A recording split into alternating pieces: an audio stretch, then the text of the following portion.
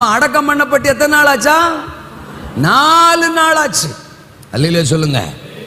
அப்ப அவ வியாதியா இருக்கும் போதே ஆண்டவருக்கு தகவல் வந்துட்டு, ஒருவேளை இவருக்கு தகவல் வந்த அன்னைக்கே தோத்திரம் அவ செத்தானா?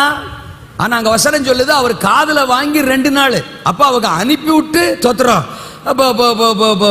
மேட்ரு வந்து சேர்றதுக்கு தோத்திரம் முன்னாடியே அவன் அவுட்டு. அல்லேலூயா சொல்லுங்க சொல்லுங்க. இப்படி கணக்கில் வச்சுக்கலாம். வியாதியா இருக்கும் போது அவனை எழுப்பிடுவார்னு எதிர்பார்த்தாக. ஆனா இப்ப அடக்கம் பண்ணி எத்தனை நாள் கழிச்சு வர்றாரு? 4 நாள் கழிச்சு வர்றாரு.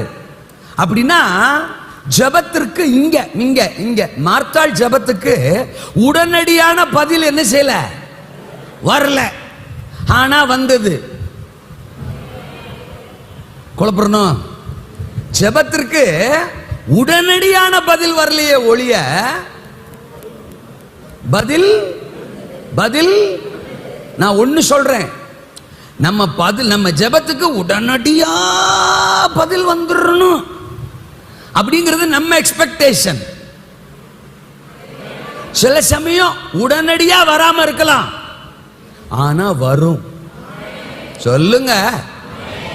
ஜெபத்திற்கு பதில் வராமல் போகவே போகவே கேட்கக்கூடாதபடி அவருடைய செவி, ஏசாயா 59:1, ரட்சிக்க கூடாதபடி அவருடைய கரம், கேட்கக்கூடாதபடி அவருடைய செவி.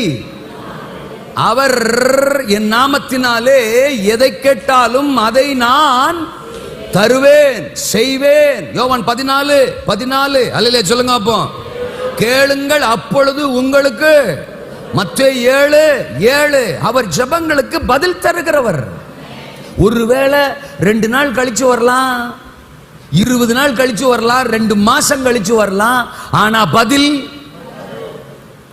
ஆண்டவரே இந்த வரும்னு சொல்றவங்களை மட்டும் ஆசீர்வதிங்கப்பா.